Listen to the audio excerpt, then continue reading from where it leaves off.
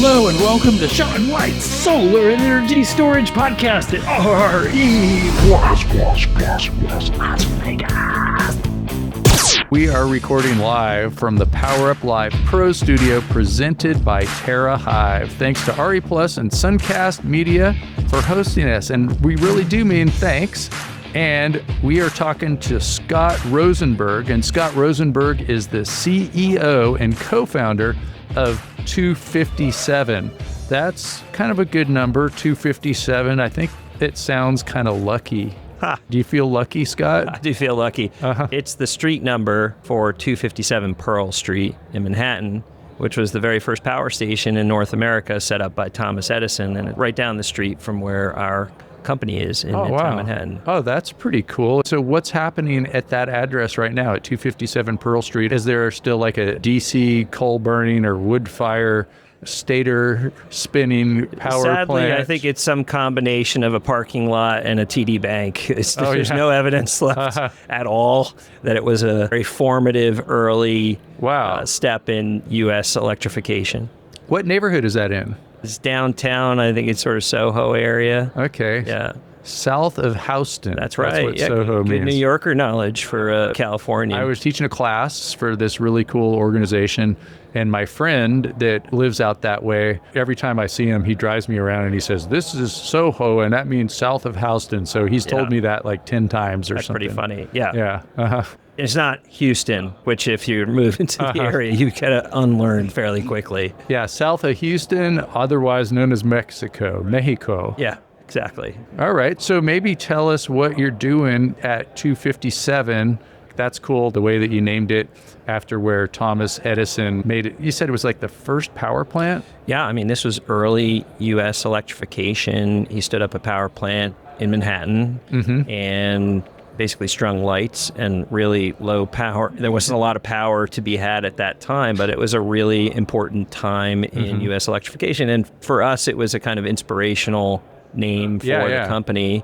We view what we're doing as trying to advance electrification for the home. I wonder if that's before Tesla came over from Serbia even, probably when he built that, I guess. I would imagine, if it's one of the first. Now you're testing my knowledge of early electricity. But yes, they were definitely dueling it out there back then with AC, DC, wireless power transformation. There was a lot playing out back then. Yeah, that's pretty cool. So 257, do you only work with DC now? Like, since you're like, it looks like you took Edison's side.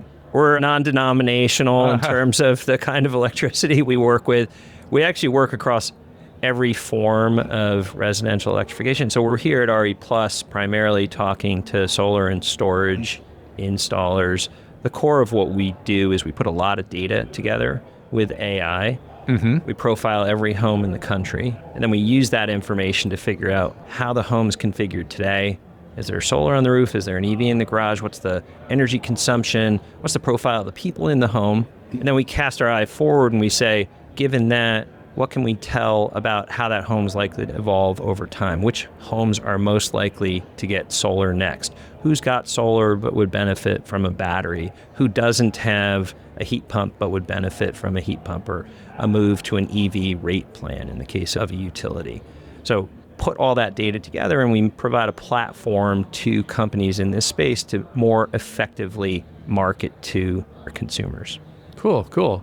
So you do AI with data for renewable energy. That's right. That's how we would explain what your company does, 257? Yeah, one of the core, so for context, the residential energy market, you teach this, so maybe I'm preaching to the choir here, but it's a $500 billion market. When you add up what we all spend between fuel, electric, and then occasional retrofits, replacing our furnace, putting an AC in, it's a $500 billion annual market. It's a really large market. And there's about $20 billion spent trying to communicate with consumers, talking to them about the different energy products and services that they might opt into. It's a very inefficient marketing process today. The providers of these services, if you're selling solar, you may spend $2,000 or $3,000 just trying to get a new customer onto your service or sell a set of panels to that consumer.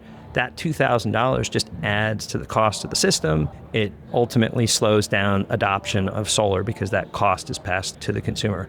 Our goal is to use data to help a solar installer more effectively, more cheaply acquire that customer, deliver ultimately a better experience for the consumer. Everybody wins. Provider sells more product, and a homeowner gets solar storage for cheaper.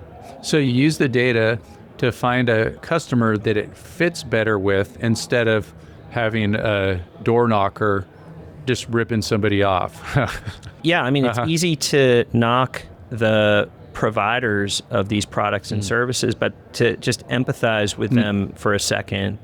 It's a very fragmented market. Of course, it's changing a lot, everything everybody's talking about at this show. And they're not really equipped with the data and the marketing tools that they need to be effective. And so they're often forced to resort to door knocking or direct mailing everybody in a neighborhood. It's not efficient.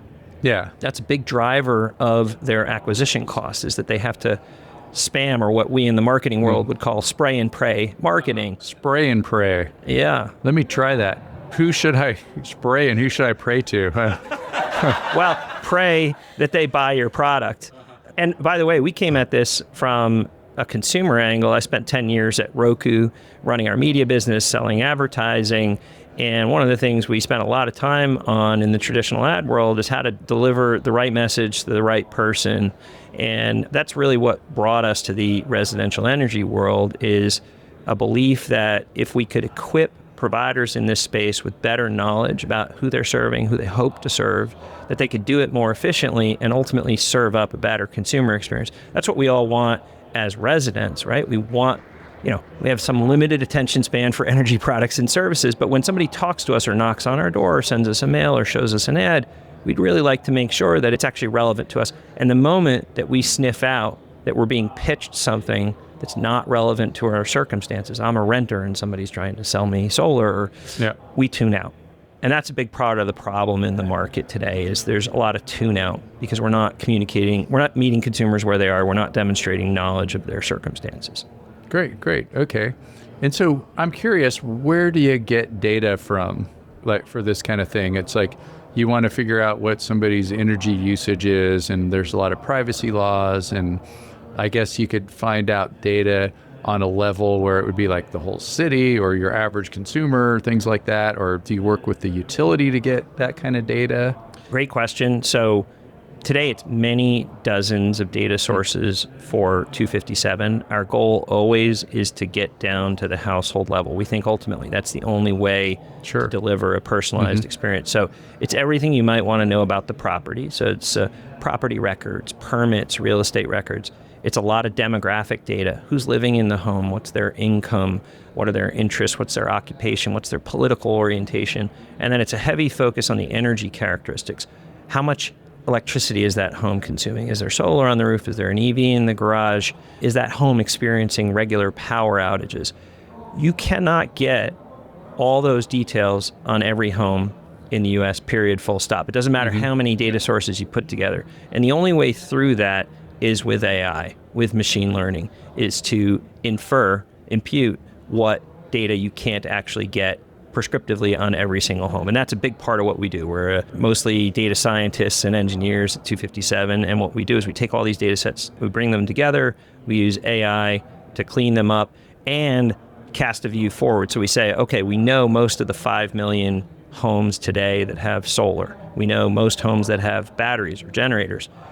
We know hundreds of things about those same homes. How many other homes look just like the homes that have already bought solar? Those are the homes that we all want to go now pitch a new rooftop solar installation to.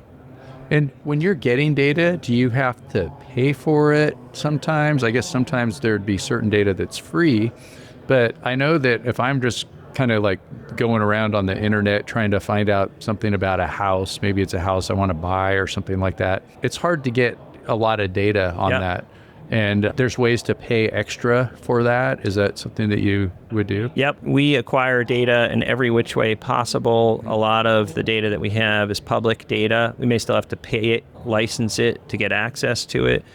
A big part of what we do is private data. We partner with companies that have got unique data that might help us predict what's the electricity consumption of households, who's got an aging heat pump, who has what type of load profile. So that's what we would call that private data. It's data that our partners let us use to improve our modeling. And then the third type of data that we have is generated data, where we're filling in missing attributes about a home, and we're looking forward and building propensity measures. So which homes are most likely to buy solar going forward? And that type of forward-looking propensity measure, a likelihood to buy, is actually among the most popular attributes that our clients use, because that's really what they're trying to do, is they're trying to figure out who's going to buy their product next. We interrupt you for a very important announcement. Sean White's Solar and Energy Storage Podcast has been brought to you by Sean White's Solar and Energy Storage Podcast. That's right, Sean White is sponsoring his own podcast, and he wants to remind you to go check out some of his classes. You can go to SolarSEAN, that's Solar, SEAN.com, and then click on the links to check out his classes. You can check out his heat spring classes, and you can also hire him to teach classes for you, like at your company, something like that. Now back to the show. Okay, I know that they say data is like super valuable these days. And I guess the hard part is knowing how to mine that data and how to go through it and get what you want. And you use AI, and I'm sure it's not just like me using AI and going like, here, I'm going to upload this to my $20 a month chat GPT, and it's going to tell me how to make $1 million. It's probably a little bit more difficult than that, I guess. Definitely. It's a good exercise actually for all of your listeners to undergo, is to just type into chat GPT, how many homes in 20 miles around Orinda have solar but not a battery and drive an EV, and you'll fairly quickly have GPT tell you, I can't answer that question. I don't have the raw data to be able to tell you the answer to that. The product we're demoing this week at RE Plus, we call it Pink, and it is a chat GPT style interface that lets you talk to the data that we have on 130 million homes and ask exactly that question. Okay. How many homes in this particular area have this, and that characteristic? You know, something that I'm just kind of interested in, and not for a money-making reason, is just like how many cars are there, how many electric vehicles are there within a radius, or I shouldn't even say cars, how many kilowatt hours of energy are in the cars within a mile, within 2 miles, within 5 kilometers, whatever it is.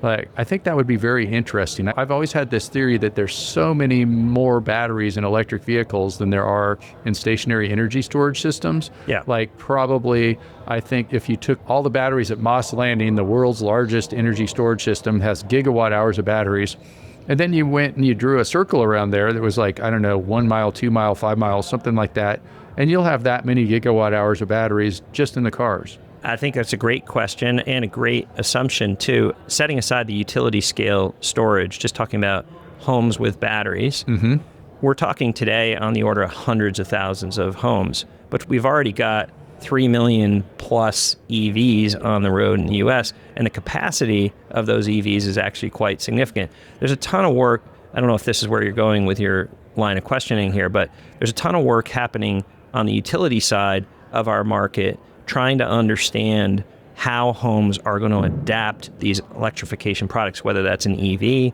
a heat pump, rooftop solar, or storage, because the utilities ultimately are stuck with planning investment based on how they think homes are likely to evolve. And one of the key things they're trying to figure out is, if I know that a pocket of homes around a feeder are all going to get whole home batteries or an EV or a heat pump, I actually might create a program that lets me influence when those products turn on and off in the home. Yeah. I might give a rebate or a credit back to the consumer for performing that service back into the grid, because it helps me as a utility defer investment in that transformer, in that feeder line, and therefore I'm willing to share some of the economic benefit as a utility that I reap from the consumer, the household, expressing flexibility. That, by the way, is playing out quite a bit at RE Plus this week, because every solar installer in the market today is trying to figure out their post-IRA, post-2025 strategy as federal credits go away. And there's an increasing focus on storage because storage will be, no matter the tone at the top in terms of the administration's response to renewable energy, storage and ultimately demand responsive homes that can react to the grid is really the future of residential electrification. Yeah, I think that's super, super important, is being able to take all of these assets that have batteries in them and to support the grid. That's so key.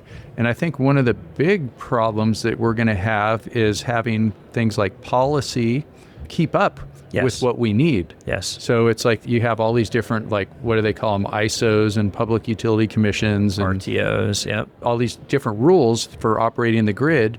And even though they might need it over there near some substation where everybody's got a home battery and a car plugged in, they might need all that stuff, but then they need to have the policy to make that work. 100%. And I think policymakers, I think this is what you're suggesting, policymakers struggle. They don't actually have at their fingertips real data on real homes. They have projections, they have census, they have other data like that. And they're challenged with trying to imagine what the structure of a home looks like in 3 or 5 years. That they need to know that in order to form policy. If they're going to create a incentive program at the PUC for owning a battery, they really kind of need to know how many and of what type home is going to get a battery, because they need to think through, well, am I giving a $200 credit a year, $1,000 credit a year? California has some very generous programs. If that home brings a battery onto the grid that I can control as a utility during super peak moments. Yeah, and there's also a policy of paying off politicians to make it so some of these things don't happen, to keep the old ways in force. Yeah. Well, I believe in gravity, and I think gravity right now says that electricity rates are on their way up. Consumption is on its way up. That's good for this industry. We want expensive electricity, everyone. Well, I mean, I think if the utilities and the PUCs are responsive to one thing, it's residents complaining about electricity costs. And so there's enormous pressure on them to respond to that and think of ways that they can help consumers afford electricity. And I definitely think this angle that you're talking about of virtual power plants, demand response, this is part of the way forward, is creating a more dynamic grid. I will say, with regards to what we do at 257, our focus is on building a system of record for every household in the country. Can we know how every home is configured better than anybody else? So I think if we do that right, we can play a key role in helping stand up that future where homes are responsive to the grid. Okay, great. Well, all of this seems very important. Is there any other things that you're jumping in on, or like kind of customers you're looking for, or just anything else you want to say? Yeah, we are very active in solar and storage. We're doing the same kind of work in the heat pump space, working with heat pump manufacturers and HVAC contractors. Important. And in a way, that's energy storage, because you can heat and cool off your house ahead of time. 100%. Yeah. Yeah. And so many people don't appreciate that your house is like a big thermal battery. Yeah. And, within reason, you can let it float up or down a degree or two and people won't notice, but it might be very useful to the grid. Yeah. Like warm it up or cool it off before you get home, and turn it off an hour before you leave. Things that people just don't think of, then you just make that happen automatically. Yeah. I mean, I think just in terms of our very near-term focus, we think the industry, especially the solar industry, is in a state of transition, and our goal is to put data and AI to work to help solar installers, everybody in the value chain, sell their product effectively into consumer households. And it's a challenging time, but it's also an exciting time. We all need to get more efficient at delivering these products to consumers, and we're excited to partner with folks in the industry. Okay. Have you ever seen Dirty Harry, the movie? Because I was just thinking, I am old enough to have seen it, but it's been a long time. Make my day, punk. And wasn't he carrying a 357? Is that what he was? Yeah, it wasn't a 257. It wasn't a 257. So you're 257. That's how you're going to remember you guys. Okay, right? Awesome. Yeah, great. Well, it's great to chat with you. I appreciate you taking the time. Yeah, that's great. Thanks so much, Scott Rosenberg. And I guess people can find you at 257.co. Yeah, the number 257.co. And the product Pink that we're launching this week. Pink. It matches your shirt. And I love the lightning bolt. And I love the sticker that you gave me and all that stuff. I have a pink shirt on right now. If you go to pink.257.co, the product we provide, this residential intelligence product, is free, actually. We don't charge for the use of it. We get paid on a performance basis. So you're free to use our platform to ask these questions, to build highly targeted audiences. We only get paid when those very targeted audiences actually deliver an outcome, deliver a sale for you. Great. Well, thanks for all this education, and thanks for making the renewable energy industry work with data and AI. It's very important that everybody has that. And I hope you can convert some of those politicians and lobbyists to let them make all this work with you, make it run smooth. And another thing we want to say is we are recording live from the Power Up Live Pro Studio presented by TerraHive. Thanks to RE Plus and Suncast Media for hosting us, and thanks for listening to Sean White's Solar and Energy Storage Podcast. Make sure that you go and take some of Sean's classes because they are fun, and you can get yourself NABCEP certified, and that makes you really smart. And then when you're really smart, you have a lot more fun, and your life is a lot better, and you get paid a whole bunch more. But hey, we're not in it for the money, are we? We're in it for the fun, to make the planet a lot better. And so check out Scott Rosenberg at 257.co and have a great day. Woo!